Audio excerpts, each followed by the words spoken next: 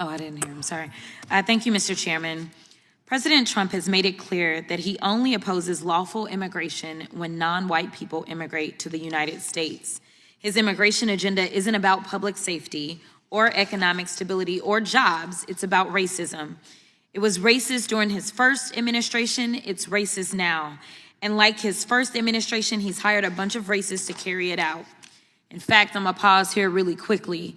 I know we're talking about TPS, but I don't know if anyone else has mentioned the fact that ICE agents were literally dragging a pregnant woman just this week in a viral video. So don't tell me that this isn't about cruelty, because it is. Moving on. The president is now on record admitting to calling majority Black and brown nations, quote, shithole countries. He consistently refers to Black and brown people as, quote, low IQ, stupid, or nasty. His agenda is about one thing: giving racial preference to specific people seeking to immigrate to America, which is illegal and unconstitutional. But nevertheless, they are going to keep trying to get y'all to believe that immigrants are the cause of all your problems. But here's the truth. Immigrants are not responsible for a billionaire CEO refusing to increase your wage. The corporation you work for isn't replacing your job with artificial intelligence because of Haitian refugees. Your landlord isn't increasing your rent because someone who's fleeing gang violence in Central America moved into your community. A Palestinian kid who was afforded a scholarship to study at an American university isn't responsible for your child's tuition increasing. Latino farm workers aren't responsible for prices of your groceries increasing. Let's be clear, blaming migrants and deporting migrants and ending TPS won't improve the lives of most Americans.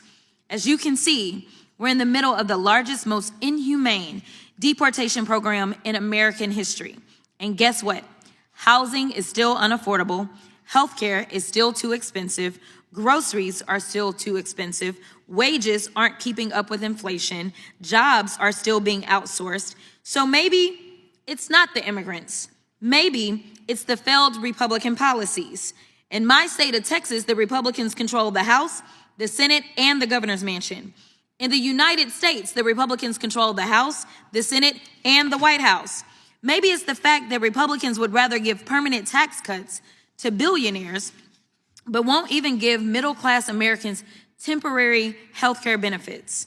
Maybe it's the fact that President Trump has the wealthiest cabinet in American history, and these people are out of touch with the American public. Now, Mr. Williams, will ending TPS help or hurt the finishing trades industry your union members work in? It will hurt the construction industry as a whole. Let me tell you this, or let me ask you this ain't in here. Has it already hurt the construction industry? It has, because of the fear and uncertainty. There's a lot of fear. There are workers that are not showing up to their jobs, regardless of their status, because of how immigration is being carried out under this administration. Is that correct? That is correct. Will ending TPS help or hurt job site safety? It will hurt job site safety.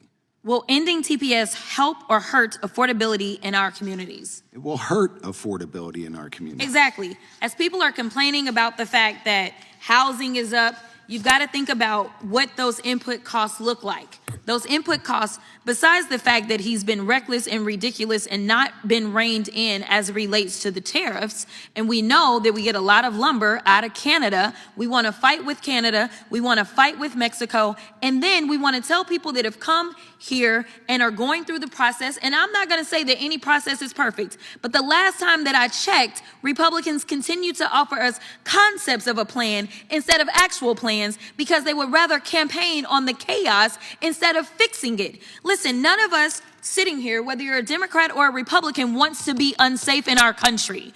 I want to be clear. I don't want a criminal in my neighborhood either. But going after all of these countries, when we talk about, it looks like they want to end TPS for Burma and El Salvador and Ethiopia and Haiti and Lebanon and Somalia and South Sudan and Syria. They actually do have Ukraine got extended a little bit and Yemen got extended a little bit. But the vast majority of these countries, there's one thing in common. A lot of those people from those countries have a little bit of melanin in their skin. With that, I will yield. Gentlelady yields back. Mr. Onder.